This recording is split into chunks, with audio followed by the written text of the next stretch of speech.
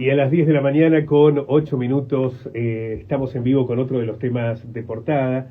Más temprano escuchábamos al presidente Javier Milei ayer en cadena nacional, acompañado por funcionarios, ministros, muchos de ellos que estuvieron en el 2018, casi, en algunos casos ocupando los mismos cargos y anunciando las mismas medidas.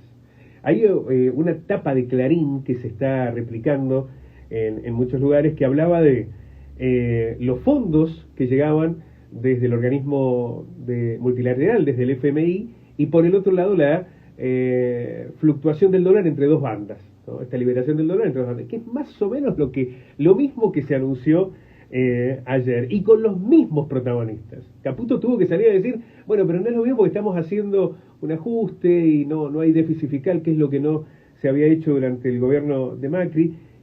Se sigue pensando la vida de la gente desde los aspectos financieros, mientras va transitando la realidad que ayer generaba tanto preocupación, y me imagino que es la misma que se plantean hoy los comerciantes, ¿no? ¿Y con qué precios abrimos el lunes? La que discutíamos hace un ratito con el presidente del mercado de abasto, ¿y cuánto salen las verduras y las frutas el lunes? ¿Y cuánto sale el pan? Bueno, se lo vamos a preguntar a Daniel Reilova, el ex titular de Economía Municipal, empresario industrial. Daniel, ¿cómo estás? Buenos días. Buenos días, Pablo. Buenos días a la audiencia y gracias por la invitación. Bueno, Daniel, lo primero que quería consultarte es ¿con qué referencia se abre el lunes la panadería? ¿Cómo se piensa el día a día cuando vos tenés que lidiar con circunstancias como la que estamos hoy? Voy a pedir para que, por el micrófono, correr un poquitito para allá, Daniel. Exactamente. Un poquitito más para allá. Ahí está. Total, no es necesario acercarnos tanto al micrófono para que no nos dé no repercuta tanto. Ahí estamos, perfecto. Daniel, ¿cómo se abre el lunes la panadería? ¿Con qué referencias? Ya te diría que es un ejercicio, al menos en nuestra actividad, sí, es un ejercicio ya desarrollado en otras etapas. Eso de ya la vimos, ¿no? Ya la vimos. Y como eso, te diría, hablando del rubro al que me corresponde, cada rubro tiene su característica. Habrá aquellos que necesitan y tienen productos, por ejemplo, perecederos, como el caso nuestro, necesitamos continuar la producción, aparte por una cuestión del pan no puede faltar. Entonces se van tomando determinados recaudos, pero tampoco podés aumentar el pan de un día para otro. Entonces, te diría en el caso nuestro concretamente va a ser de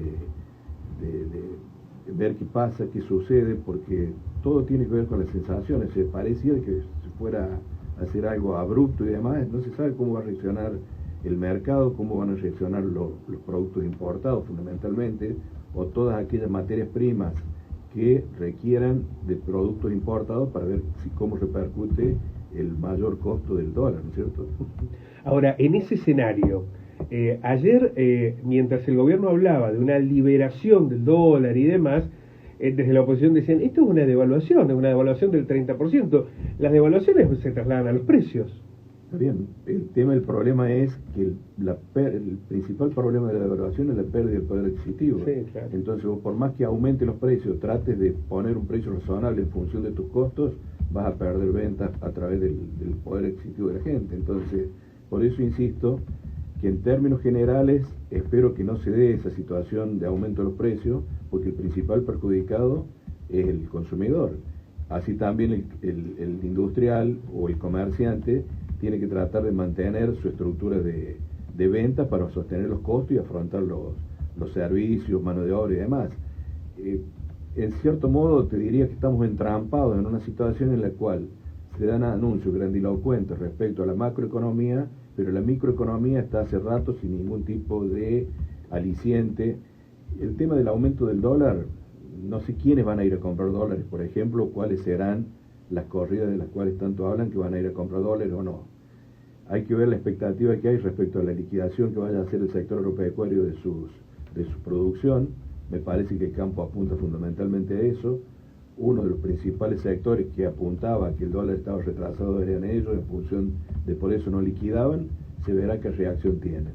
Si todos son responsables, los actores del sector económico, de hacer lo que deberían hacer y en función de lo que vinieron reclamando, me parece que no va a ser tanto y si le dan un respaldo al gobierno respecto a lo que ellos tanto pregonan de liquidar y tener dólares frescos para que no tenga que hacer uso de sus reservas, me parece que la cosa no va a ser tan difícil. Ahora, si esos actores que nos decimos ser responsables de la situación en general no tomamos, no decidimos en función del beneficio del país, bueno, la situación va a ser difícil. Lo que sucede es que muchas veces eso está tergiversado, ¿no? Porque cuando aumenta el dólar, aumenta todo, incluso lo que no está relacionado directamente con lo que implican los valores en dólares, ¿no? Ese es un gran debate que se ha dado muchísimo tiempo. Lo que pasa es que la gente, la primera referencia dice, bueno, pero cuando aumenta el dólar, esa es mi referencia, más allá de que yo no compre productos en dólar. Entonces, una campera que se produce en la Argentina, pero si aumenta el dólar, yo la subo.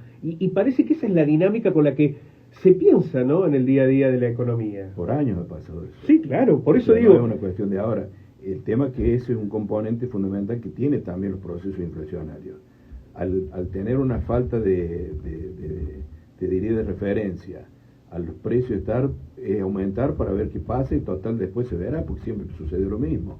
A lo que voy, que el principal perjudicado, y que por ahí lamentablemente veo de que todo gobierno democrático como este y los anteriores se han sostenido en base al acompañamiento de la gente.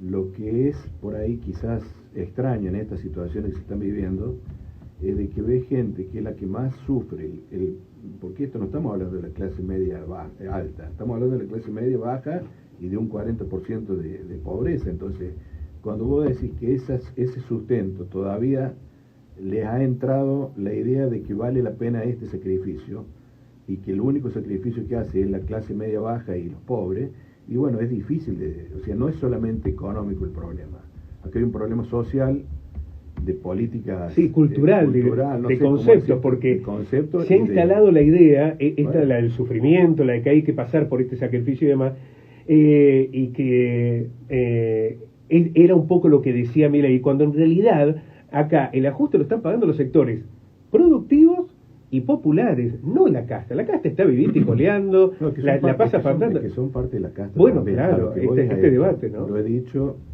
en grupos de discusión, en grupos de amigos. El problema hoy de la Argentina, independientemente de lo que podamos plantear desde el punto de vista económico, o los que medianamente podamos opinar algo desde el punto de vista comercial, industrial, el problema hoy se basa fundamentalmente en la falta de alternativas que hay. Porque la gente puede estar buscando otra solución, otra propuesta y demás.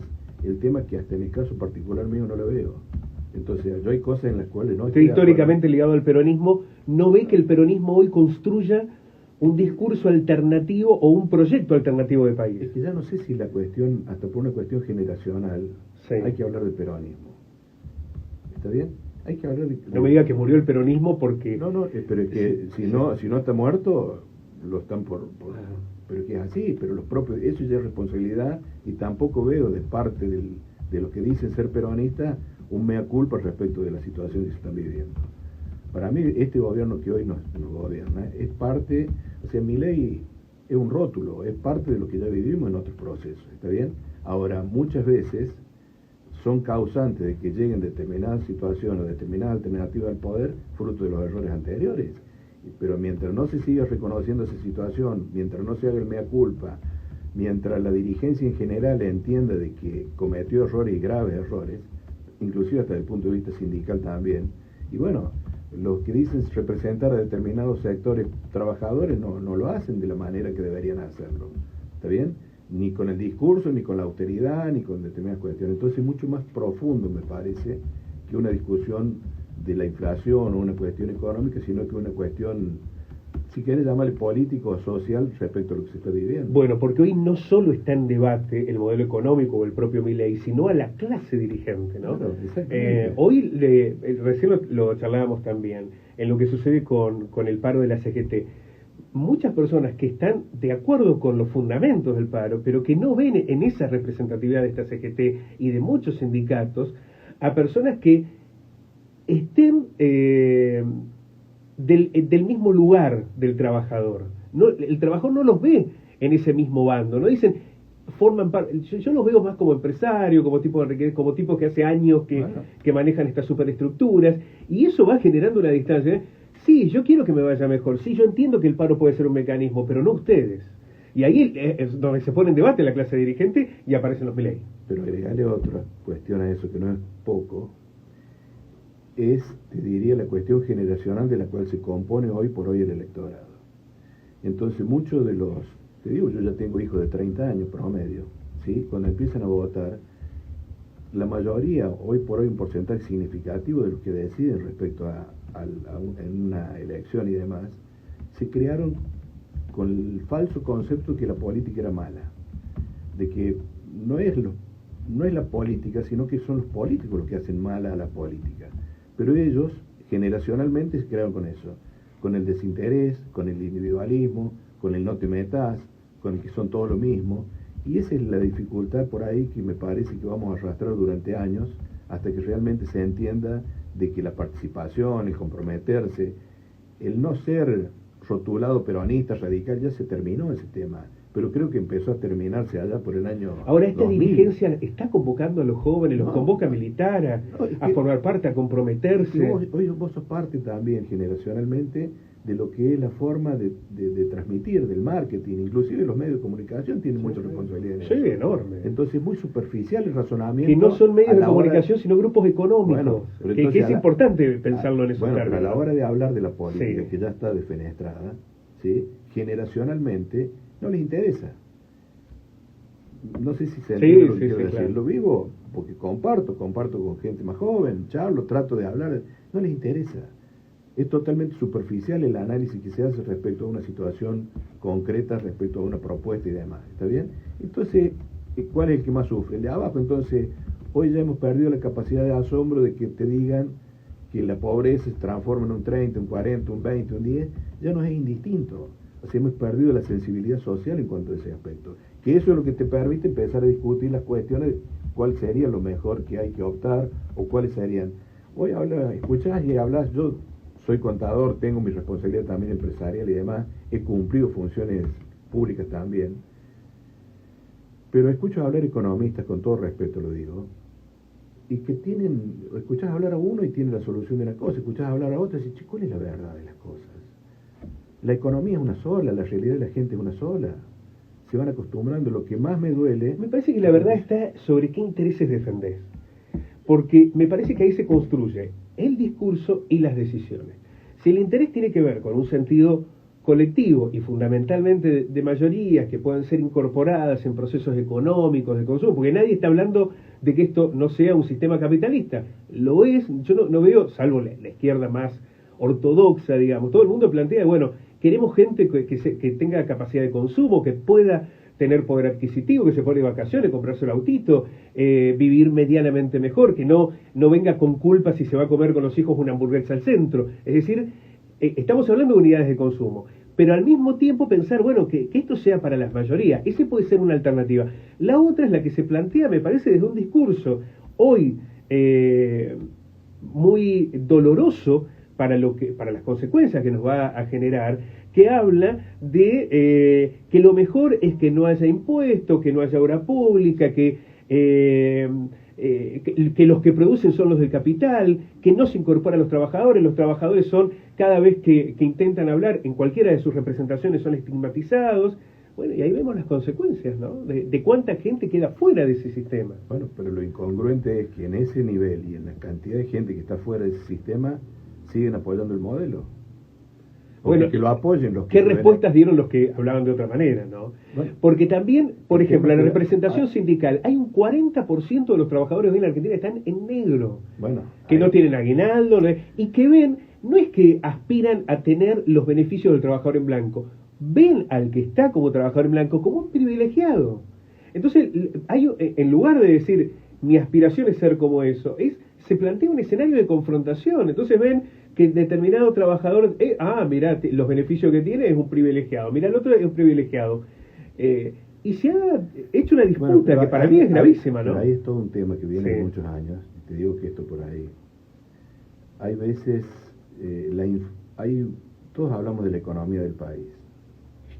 En muchos casos y en muchas actividades, cuando hablan de índice de inflación, de demás, de empleo, hay una informalidad en todos los aspectos, inclusive en el caso de la planificación, hay informalidades, ¿sí? Hay una economía que es la real y demás, y otra que no es la real. ¿Está bien? En función de eso.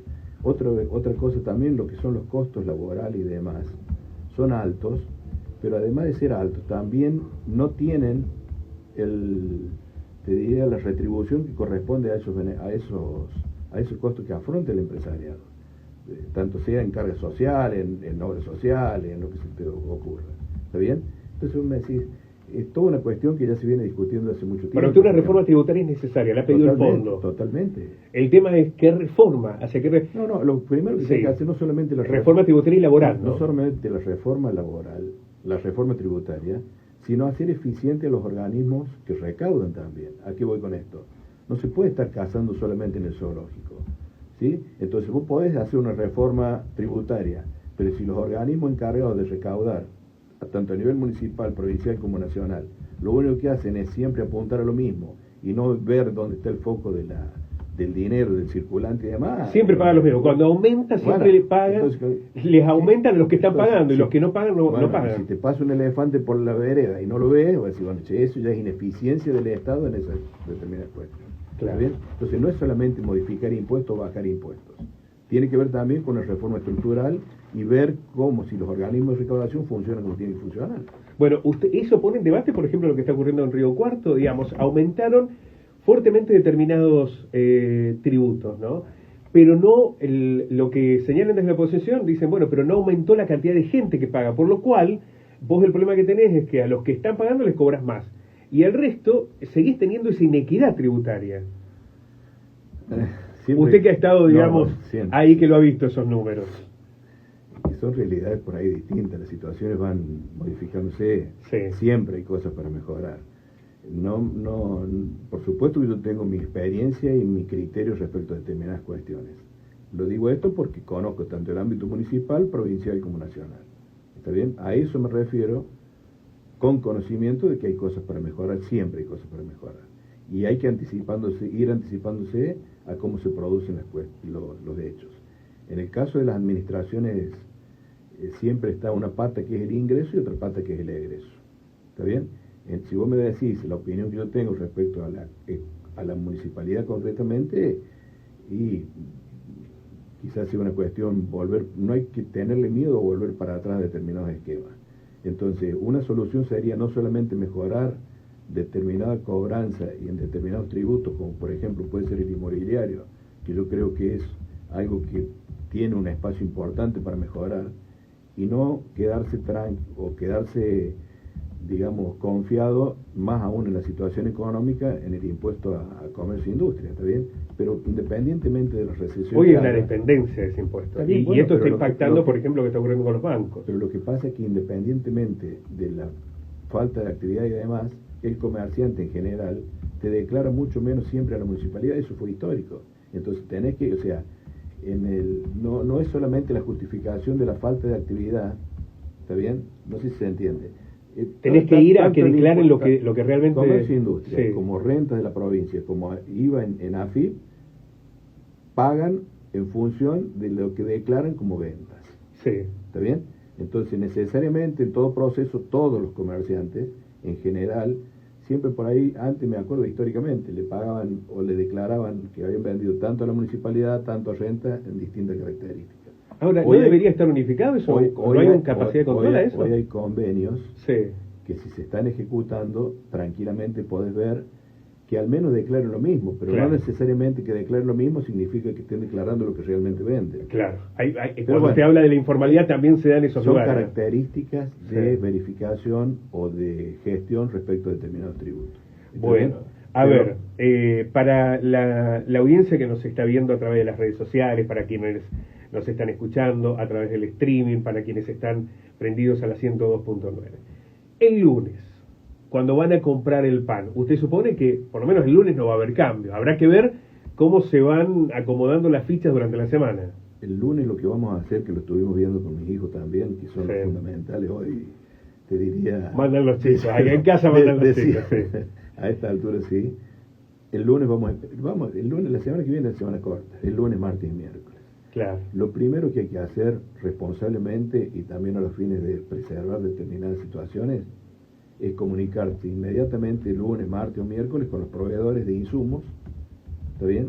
Para ver qué actitudes van a tener. Es lo fundamental que hay que hacer para no estar generando una situación tanto, y te diría, aleatoria. Entonces, ir viendo sobre lo concreto, decir, che, llamarás al de la harina, al de la margarina, al de la sal y demás, y decir, bueno, a ver qué expectativa hay, qué directivas tenés, se van a Entonces, en función de eso, tomar decisiones. Los que aumenten por aumentar pueden quedar fuera del mercado. ¿En qué sentido? Supongamos que a nosotros se nos dé por aumentar porque sí, por las dudas. El consumidor te castiga. El consumidor te castiga. Entonces, lo que responsablemente me parece y hemos decidido hacer es tener en cuenta la comunicación con los principales proveedores de los principales insumos para ver qué actitud tienen. ¿Está bien? Independientemente de eso, Pablo, te doy un ejemplo que se da todos los meses respecto a la determinación del costo. Son el tema de los servicios. Yo me siento con vos hoy a determinar un costo, entonces vos me decís, che, bueno, ¿cuánto pagamos de mano de obra? ¿Cuánto pagamos de insumos? ¿Cuánto pagamos de servicios? Estás sacando el costo con una factura ya paga. ¿Se entiende lo que digo? Independientemente que vos más o menos vas viendo el consumo que vas teniendo, no sabés a cuánto te va a llegar la factura siguiente, tanto sea la luz como el gas. Entonces, cuando quieres ver, determinás un costo en función de algo que ya pagaste, pero esa factura, por darte un ejemplo, el año pasado hubo un salto de las facturas tanto de gas como de luz de un 200%, 300% en algún caso. Claro. Entonces, ¿cómo haces para determinar un costo seriamente? O sea, no es solamente el proceso inflacionario, sino el tema de los servicios, tanto luz como gas, la quita de los subsidios y demás, ha implicado de una manera importante en toda estructura de costo y en ese, te diría, ver cuánto irá a venir y ver, porque si no, pones un margen razonable para poder vender y al final te lo sigue llevando los servicios al pago de ese, al costo de esa mercadería. Vamos a ver cómo se plantea el escenario a partir de la semana próxima. Hay mucha incertidumbre. Esto es lo que va a ocurrir probablemente durante algunos días, hasta que podamos reconocer la reacción de cada uno de los sectores. Los que directamente están relacionados con las importaciones o con los precios en dólares, y aquellos que son una mayoría que ven a la economía en base a cuánto vale el dólar. Y en ese reacomodamiento seguramente vamos a encontrarnos con otro impacto, ¿no? Para la vida, sobre todo de los trabajadores, de los sectores que no forman parte de ese escenario de formadores de precios, ¿no? Que son los que pagan irremediablemente los costos. Hay dos cosas concretas. Cuando hablamos de la economía informal, y escuchaba ayer tantas opiniones, vaya a saber, es como apostar a algo y ver quién es el que acierta, entonces después sale ese que acertó, y yo que yo les dije, pero hubo 10 que tiraron también para que pasara. Y ese mismo antes bueno, le erró 20 veces. Es toda una cuestión. Sí, hablaban de que desaparecía las cuevas financieras. O sea, al haber un país con tanta informalidad, hay tanto dinero informal que se mueve, ¿sí?, que vos tenés que justificar si vas a comprar dólares. O sea, para mí las cuevas financieras van a seguir existiendo por una cuestión de necesidad, que aquel que tiene plata, que no está en el circuito formal, va a seguir, si quiere ir a comprar dólares. Otro tema del cual escuché poco hablar anoche, en los comentarios y demás, era qué pasa con la tasa de interés. O sea, aquellos que tienen un plazo fijo en pesos, ¿sí?, bien, van a tener que tener, o sea, si el dólar va a estar anclado en eso, tampoco les va a ser tentador irse al dólar, porque cuando se van al dólar es con la expectativa de que siga aumentando. Si no, es mantenerte en una posición más que nada tranquila, como diciendo, estoy respaldado en dólares, pase lo que pase, estoy en dólares. Pero hay que ver qué va a pasar con la tasa de interés. Entonces, si no quieren una corrida al dólar para no tener presión y que el Banco Central tenga que poner dólares para mantener el 1.400, van a tener que aumentar la tasa de interés en plazos fijos. Sí, porque hoy si no, hoy no tienta. Bueno, el que quiera ahorrar, aunque sea unos pesitos, decir, ¿a dónde ahorro? Al mantener, si aumenta la tasa de interés de los plazos fijos, también van a aumentar la tasa de interés para los préstamos, que es otro de los problemas que tiene el sector industrial y demás, que no hay financiamiento para nada, o tenés financiamiento a tasa que no. Sí, son exorbitantes e imposibles para afrontar. Daniel, muchísimas gracias por este análisis naturalmente es un debate que nos va a sumar varios capítulos en los que seguramente te volveremos a convocar. Muchas gracias. Gracias a vos, Pablo. Adiós. Daniel Reilova, ex titular de Economía y además empresario industrial. Este escenario en el que se plantea la Argentina de los anuncios